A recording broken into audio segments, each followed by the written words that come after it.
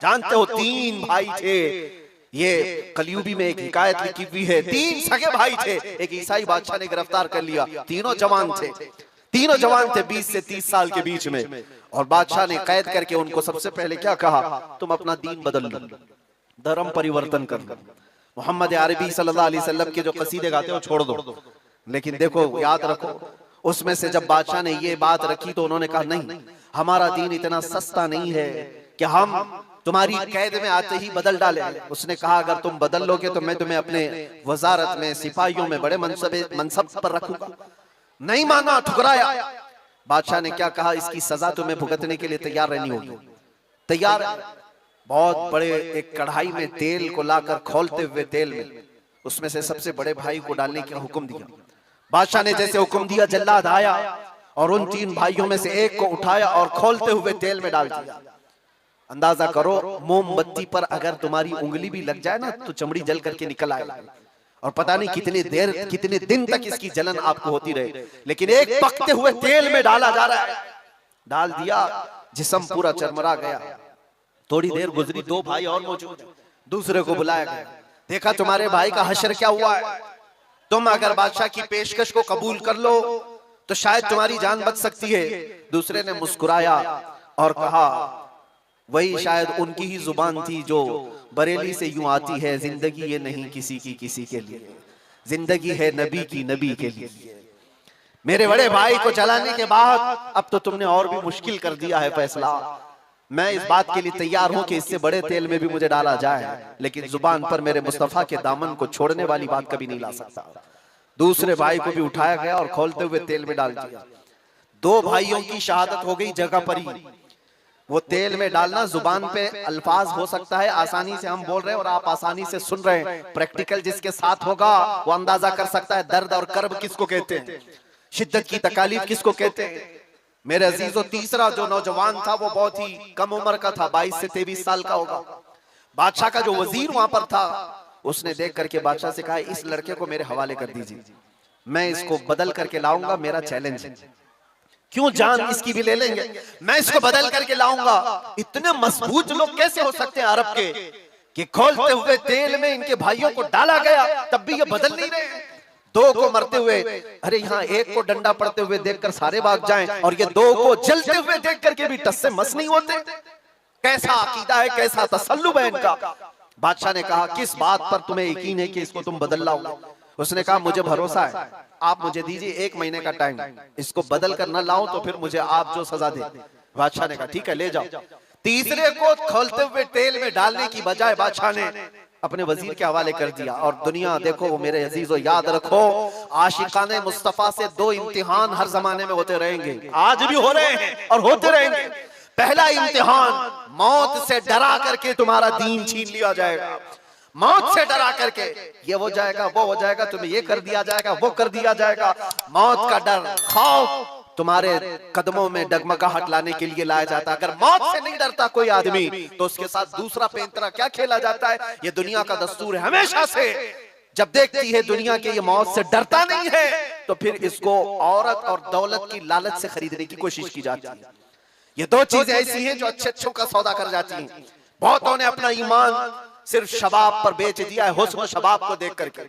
औरतों के दिल दादा हुए या दौलत के दिल फरेब हो गए और उन्होंने अपना दीन का सौदा कर लिया है। नौजवानों, याद रखो, तुम्हारी जिंदगी में अगर ये 2 इम्तिहानों में से कोई इम्तिहान आए तो अपने नबी पाक को याद कर लेना, हुजूर को याद कर लेना, और अल्लाह के नबी सल्लल्लाहु अलैहि वसल्लम की बारगाह में ये इस्तिगासा कर लेना कि मेरे आका, बड़ा सख्त और कठिन वक्त आया है। दुनिया मौत से डरा करके कभी मेरा ईमान छीनने की कोशिश कर रही है, अगर उससे मैं नहीं डगमगाया तो दुनिया मुझे हुस्न शबाब की लालच दे करके अपनी तरफ लेना चाहती है। अब उस वजीर ने क्या किया, उस छोटे से नौजवान लड़के को अपने घर ले गया और उसकी बेटी थी जो निहायत हसीन और जमील, बहुत खूबसूरत लड़की उस वजीर की थी।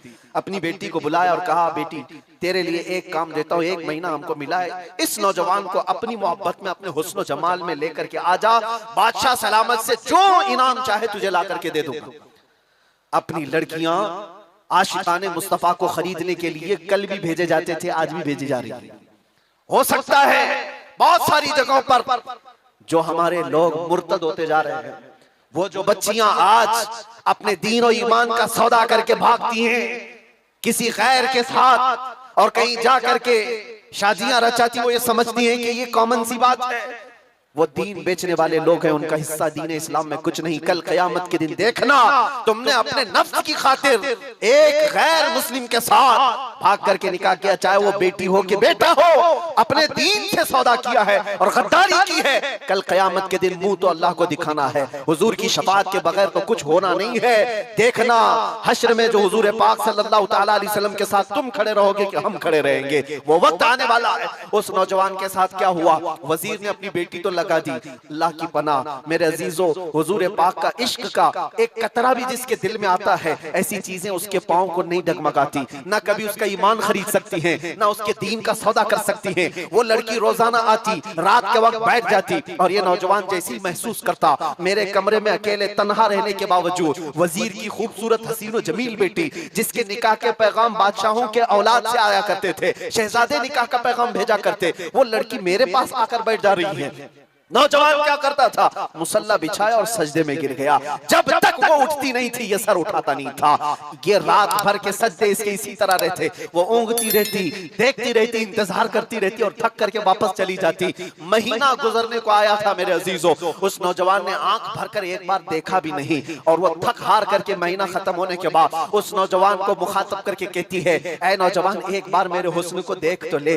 मुझे देखने के लिए बादशाहों के बेटों की भी कतार लगती है, कई बड़े बड़े लोग पैसों के अंबार लगा सकते हैं मेरे हुस्न को देखने के लिए, एक तू है कि मैं आता हूं तो मुसल्ले पे गिर जाता है। उठ एक बार देख तो ले, मुझे अल्लाह ने कैसा हुस्न दिया है, कैसा जमाल दिया है, एक बार देख तो ले। उस नौजवान ने आंखें झपकाए बगैर, पलटे बगैर जवाब दिया कि ऐ खातून तू अपना ये हरबा इस्तेमाल करना बंद कर दे, ये तेरा काम मुझ पर चल नहीं सकेगा। वजह यह है जिन आंखों में एक बार जमाले मुस्तफा बस चुका हो उसको दुनिया का हुस्न कभी धोखा नहीं दे सकता, दुनिया का जमाल उसे खरीद नहीं सकता।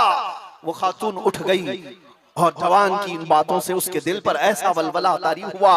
वो खातून कहती है, ऐ नौजवान खड़ा हो जा, मैं तुझे खरीदने नहीं आई, मैं तुझे अपनी दामे फरेब में फंसाने नहीं आई, उठ जा, अब मेरी एक अर्जी सुन ले। नौजवान उठा और पूछा क्या अर्जी है? कहती है कि मैं अब तेरी मोहब्बत में गिरफ्तार हूँ, मैं चाहती हूँ कि तू मेरे दीन में ना आ बल्कि तू अपने दीन में मुझे दाखिल कर ले। जिस हुस्न ने तेरी आंखों को ऐसा बाकमाल बनाया है कि तन्हा होते हुए भी कभी तूने मेरे हुस्न को नहीं देखा, मैं चाहती हूं कि उस हुस्न के पैकर जमाले मुस्तफा की मैं भी दिलदादा हो जाऊं। उस नौजवान को उठाया और कहा, मुझे पढ़ा दे ला इलाहा इल्लल्लाह मुहम्मदुर रसूलुल्लाह। हर जमाने में आशिकाने मुस्तफा जो होते हैं, हर जमाने में जो आशिकाने मुस्तफा होते हैं, वो दूसरों की छाप अपने ऊपर लेते नहीं हैं, बल्कि जहां जाते हैं अपनी छाप दूसरों पर छोड़ करके आते हैं। यही होती है जिंदगी आशिकाने मुस्तफा की। उस नौजवान ने उसे कलमा तैयबा पढ़ाया और उस खातून ने कहा, चलो यहाँ से निकलो, कुफरिस्तान से निकल करके हम निकाह करते हैं और साथ जिंदगी गुजारेंगे। तवज्जो चाहता हूँ, तवज्जो चाहता हूँ, ये मेरी बात को खत्म होने दो। ऐ नौजवानों, आज तुम्हें कोई बहकाने वाला, खोलते हुए तेल में डालने वाला नहीं है, उसके बावजूद तुमने पता नहीं अपने कितने घंटे ये सारे सोशल मीडिया पर आई हुई ऐसी हसीना और जमीलाओं के पीछे अपनी रातें बर्बाद कर डाली। तुम्हें पता नहीं ये आंखें अल्लाह ताला ने तुम्हें किस लिए दिए हैं। दुआ ये करो कुछ ऐसा कर दे मेरे किरदिगार आंखों में, हमेशा नक्श रहे रूए यार आंखों में। उन्हें न देखा तो किस काम की है ये आंखें कि देखने की है सारी बहार आंखों में। अज़ीज़ान गिरामी, उस नौजवान ने उस खातून की बात सुन ली और कहा, चलो मुझे इस जगह से, इस कैद से निकालो, हम ये शहर छोड़ देते हैं, ये मुल्क छोड़ देते हैं। उस खातून ने उस नौजवान को आजाद किया और साथ लेकर चल पड़ी, शहर भी छोड़ दिया, बाहर निकल पड़े। रात का वक्त है, अचानक वो आधा रास्ता तय किए कि पीछे से घोड़ों के दौड़ने की आवाज आई। तवज्जो चाहता हूँ, एक फौज आ रही है और हिनहिनाने वाले घोड़ों की आवाजें आने लगी। दोनों डर गए, नए लोग हैं, नौजवान लड़का है, नौजवान लड़की है और शहर से भागे हुए हैं, दीन इस्लाम कबूल करके निकले हुए हैं। बादशाह को हो सकता है खबर हो गई होगी, वजीर को पता चल गया होगा कि कैद से निकला हुआ ये फरार मुजरिम हमारा शहर छोड़कर जा रहा है। पूरी फौज आती हुई नजर आ रही थी। ये दोनों एक दरख्त के पीछे ओट पर छुप कर खड़े हो गए। पता नहीं अब इसके आगे क्या होने वाला है, हमें गिरफ्तार कर लिया जाएगा, हो सकता है हमारा भी अंजाम वही होगा जो हमारे दो भाइयों के साथ हुआ। लेकिन इत्तेफाक की बात है, वो घोड़े करीब से करीब आते गए, वो फौज करीब आ गई, और जब आ गई तो करीब आकर वो फौज रुक गई। इन्होंने देखा नहीं ये फौज कौन थी, ये लोग कौन थे। दरख्त के पीछे छुपे हुए हैं नौजवान और वो दुशीजा। अचानक आने वाली फौज में से एक गरजती हुई आवाज आती है। नाम लेकर के नौजवान का पुकारा जाता है, ऐ फलां बिन फलां बाहर आ जा, बाहर आ जा। बाहर ये नौजवान आता है तो देखता है बादशाह की फौज नहीं है, वजीर की फौज नहीं है, बल्कि वो दोनों शहीद भाई घोड़े पर सवार है और सारी फौज में रसूलुल्लाह के वो शहीद सहाबा तशरीफ लाए हुए हैं। नारे तकबीर, नारे रिसालत, नारे रिसालत।